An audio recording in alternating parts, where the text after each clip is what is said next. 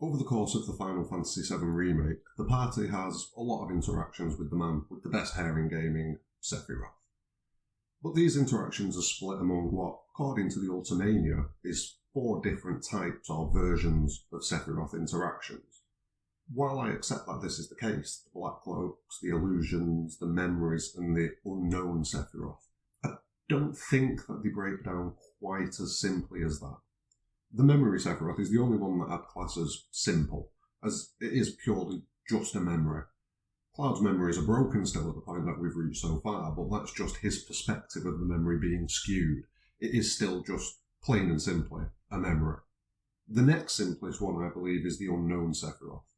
This is a Sephiroth that I believe is either coming back in time or has branched to a separate timeline in order to change his fate and get the victory that has eluded him so far.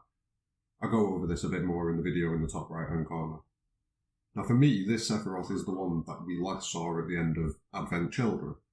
We've got no idea how long after Advent Children it was before he set this plan in motion, but I do believe it is him.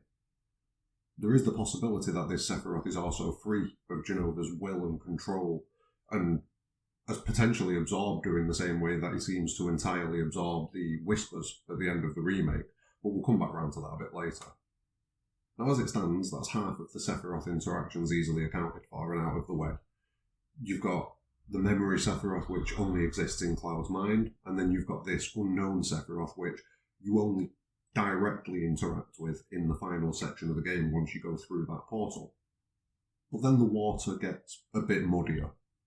We've got the Black Cloaks, and we've got the Illusions. Really quickly, before we dive any deeper into this, if you do enjoy this video, please throw it a like and consider subscribing to the channel, as it'll help the channel grow and reach a wider range of Final Fantasy fans like yourself. But back on topic, a lot of people seem to believe that all of these interactions are manifestations of the Sephiroth that's currently residing at the North Crater, the Sephiroth that is resident to this timeline or this time frame. But I don't believe that this is the case. This mindset is correct in 1 or 2 cases, but there are also a lot of moments where it completely falls down. The first of these is right at the start of the game. Cloud is planting a bomb at the first Mako reactor, and he has a moment where he pauses. He has a bit of a headache, and then he sees a vision of a black feather just floating to the ground and then disappearing. You can tell by the look on Cloud's face that he hasn't got any idea what's going on here, as he's never seen Sephiroth with a black feather. Sephiroth never has this wing in the original game, or any of the black feather visuals. The only time that any kind of wing shows up is right at the end of the game in the fight with Safer Sephiroth, but that's it, and that's a white wing. The black wing appears, to my memory, for the first time in Advent Children, a chain of events that this Cloud has got no idea of. That rules this out as being a memory. It's also not a Black Cloak, as nobody else is here and there's no physical manifestation. And it leaves only 2 possibilities, that it's an illusion or that it's Unknown Sephiroth. But in my mind, it's both. This is definitely an illusion. Cloud is seeing something that no one else can and that he's never seen before. But it's also almost certainly that the Unknown Sephiroth is the one that's giving him this illusion, as it has the black wing and feather imagery, which we only see in the remake from this version of Sephiroth. So right there we have an instance of Unknown Sephiroth using an illusion to interact with this world, and it's right at the very start of the game, which sets the tone almost immediately. Another scenario where the belief that only Crater Sephiroth is using these 2 types of interactions falls down is the scene with President Shinra at the end of the game. The scene plays out with this Sephiroth clearly being one of the Black Cloaks, being controlled by Crater Sephiroth and Jenova.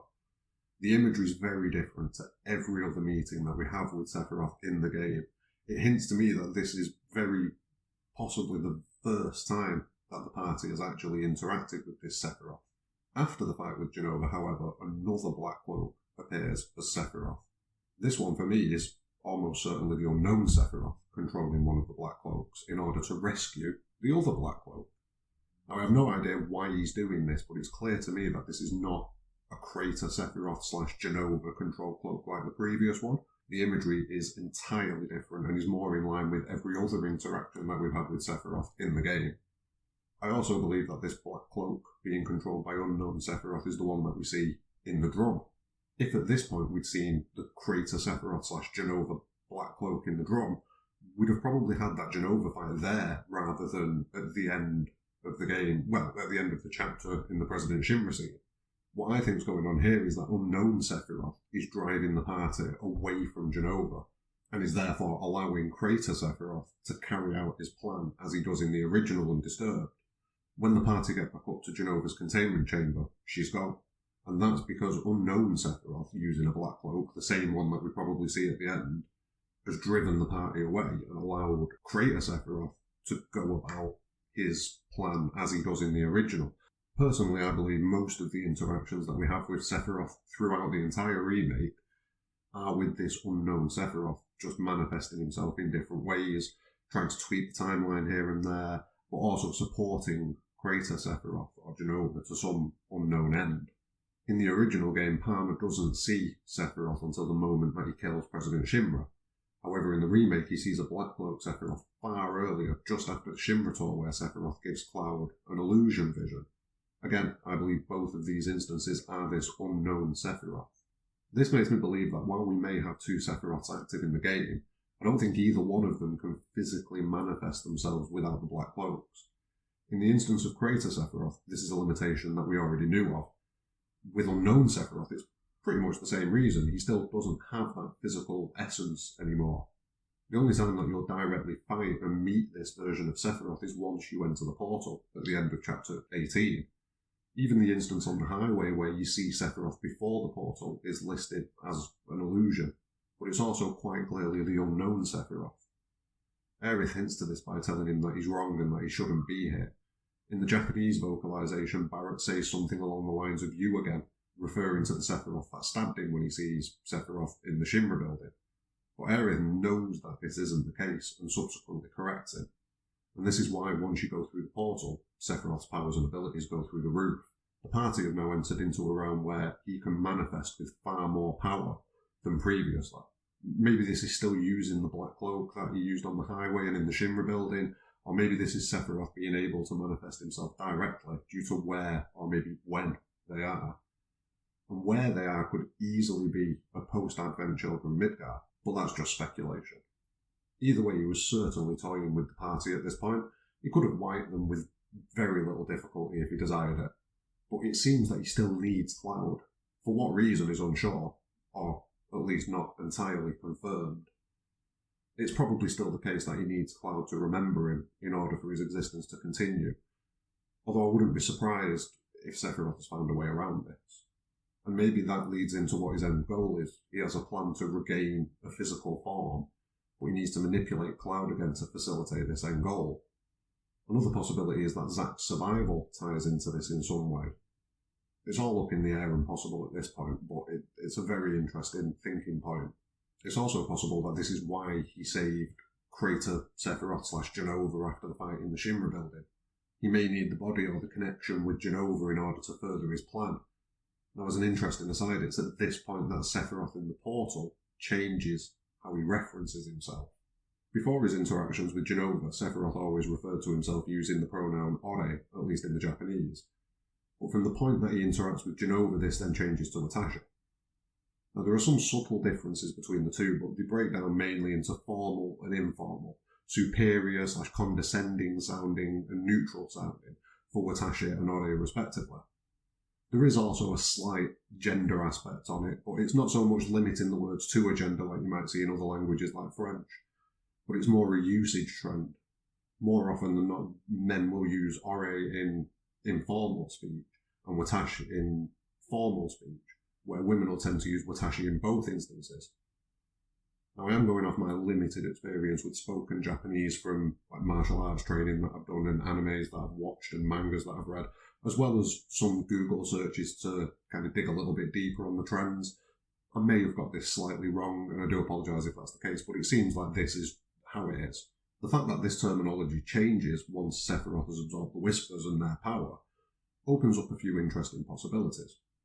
Has this Sephiroth freed himself entirely from Jenova now that he has absorbed this additional power from the planet? Is he in the process of doing so? Has he already done it before he even set this plan in motion? Or possibly has he just regained his sanity but he's still tied with Jenova, so he still sees himself more as he did in Crisis Core, say, but he still has that intrinsic link with Jenova? It's an interesting set of possibilities, and it's something that definitely warrants a future video to dive into a bit further. But the change is definitely there for a reason. It's much more than a red herring, I think. All in all, one thing is for certain in my mind. This chart isn't just showing us the 4 different interaction types that Cloud has with Sephiroth, but it's also confirming to us that there are 2 different Sephiroths, both using the interactions as they can based on their current situation. I'd even go as far as saying that pretty much every illusion interaction we have in the game could potentially be unknown Sephiroth, or, as I'm tending to refer to him, Advent Children Sephiroth. I think this because in the original game we don't see Sephiroth at all in Midgar. We just see the trail of destruction that's left in his wake. It also seems that Advent Children Sephiroth doesn't exist in this reality. More likely he exists in the realm that he refers to as the Edge of Creation, or at the very least the place where we fight him once we've gone through the portal. And the only time we actually see Crater Sephiroth possibly in the whole game is when he kills President Shinra. And the only reason that we see this is due to the timeline changing based on Advent Children Sephiroth's actions. The Whispers themselves tell us this with their own actions. They undo Barrett being stabbed and try to block all interactions between Sephiroth and the party in this scene, but they also protect and watch what Sephiroth is doing, Advent Children Sephiroth, when he takes the Black Cloak's body after this scene. They stop Cloud from getting to him and then they follow him. It feels like they're almost unsure how to treat him at this point, as he's maintaining the timeline to a degree by removing the Black Cloak from the Shinra building. I do intend to look a bit deeper into and break down each of the interactions specifically, something that I'm planning on doing in the next week for a video, so keep an eye out for that, as it may give a clearer picture of this Advent Children Sephiroth or unknown Sephiroth's goals. But yeah, that's my take on this chart from the Ultimania and the different types of Sephiroth interaction that we have in the remake and the way they're classified. Do you agree with this opinion, or do you have your own take on things? Drop your thoughts in the comments below, and let's get a conversation going. Also, again, don't forget to like the video and subscribe to the channel, and most important of all, have a great day.